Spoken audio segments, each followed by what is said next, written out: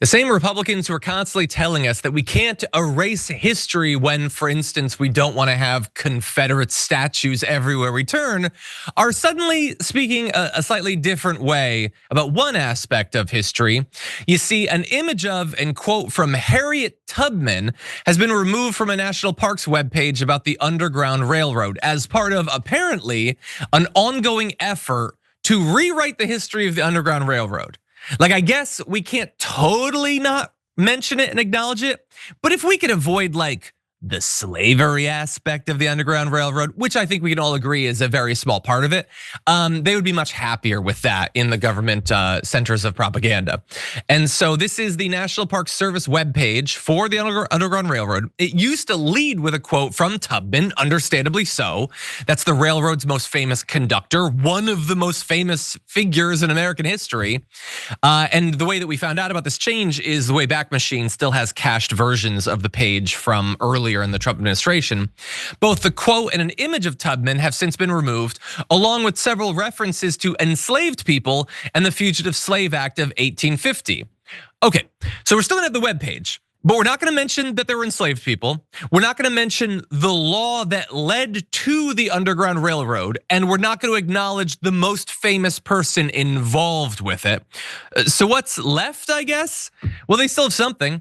The webpage now leads with commemorative stamps of various civil rights leaders with text including the phrase black-white cooperation. Whereas previously the article started with a description of enslaved people's efforts to free themselves and the organization of the Underground Railroad after the Fugitive Slave Act, the article now starts with 2 paragraphs that emphasize the American ideals of liberty and freedom and do not specifically mention slavery.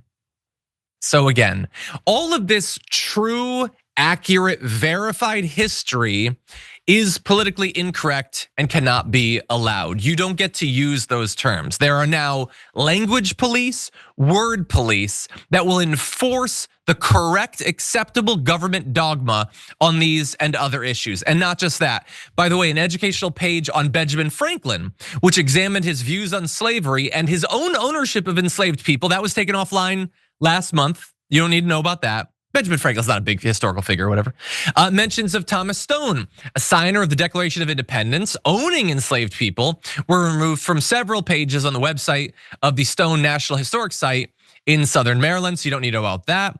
On other pages, statements on the historic struggles of Black Americans for their rights were cut or softened, as were references to present day echoes of racial division. A reference to other, quote, enslaved African Americans in that region was changed to enslaved workers.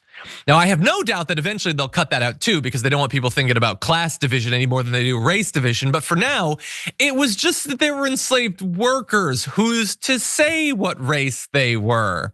And so it's looking at this point, JR, like the only people still employed by the government are those who, in a 1984 fashion, are going through every government webpage and enforcing their particular dogma and propaganda. What do you think? Weird how these snowflakes are operating within our country. They can't take normal history. Do you guys remember during the campaign? I believe Nikki Haley was specifically one of these candidates that I specifically remember when we were talking about the history of the country, and they didn't want to acknowledge enslaved folks in the way that our country was built economically on the practice, on the standard of enslaving certain folks.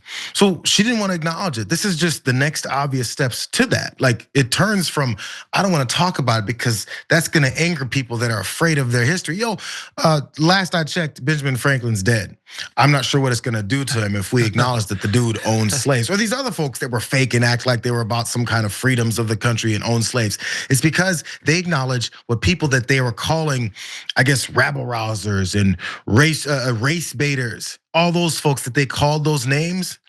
It's what they know. They're the race baiters because they're trying to hide the things that people are pointing out, obviously. Because if you acknowledge your history, that means you have to do something differently about it.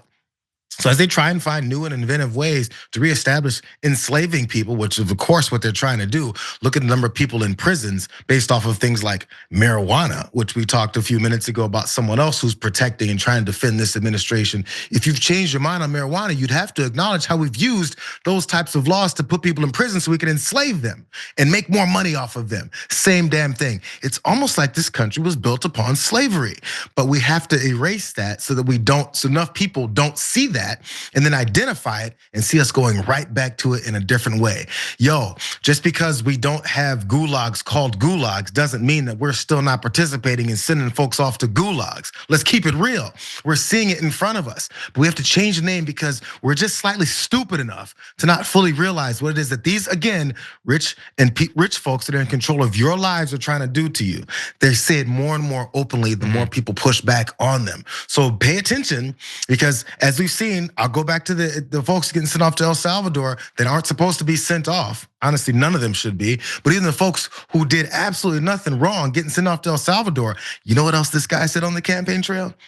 You know, I feel like maybe some of these criminals that have been in these smash and grab robberies, they need to be sent off to some other prison somewhere to see how they like it. He said this on the campaign trail. Yeah. And I think as of a day or two ago, he also admitted that he wouldn't mind sending off American citizens off to foreign prisons. Weird how that works. Yeah, 100%. No, he's bringing it up again. And some people will be like, oh no, he wouldn't really do that. Never, never. People will be saying that as they themselves are loaded onto the military transport plane. Yeah, he built the concentration camps. He sent people there. He's admitted that they shouldn't be there and he's doing nothing to get, like, I don't know how many more lines we need to cross before people wake up about this. And yeah, on the need to bury our collective societal head in the sand and pretend that, who's to say if slavery was bad? Who's to say who it affected? Who's to say who was involved in the Underground Railroad? We were always at war with East Asia. It's just whatever the government says it is, because the right, which for years and years told everyone, me and you and JR, you guys, you're so easily triggered. You're snowflakes. There is nothing they're scared more of than the truth. And that is why they need to contort everything, change everything, reshape everything to hide as much of what is true and real from themselves. Because only in that like lead thick bubble can they briefly be secure and safe and feel okay in this world that's too chaotic. The truth is just too much for them. And I hope, by the way, that somebody is logging all of this when finally someone who isn't terrified to their core of the real world gets back into the White House. I want someone to press a goddamn button and put everything back where it's supposed to be.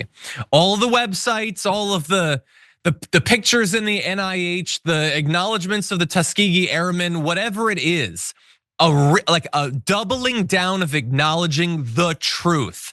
And you need to put at least as much time and attention and manpower to it as they have to scrubbing clean government websites and documents. If you enjoyed that, then make sure that you never miss another video by subscribing. And if you want a little more, consider hitting the join button and becoming a member. So you're probably wondering, why would I do that? Well, when you do that, you get access to bonus content that I make every single week, and it's a lot of fun. You get custom emojis and more. If you join at tier 3, by the way, you even get access to a monthly member hangout with myself. And you'll get all that going forward, but you'll also unlock years of the back catalog that is literally 100 or more bonus clips and top 10 lists and debates and more. So what are you waiting for?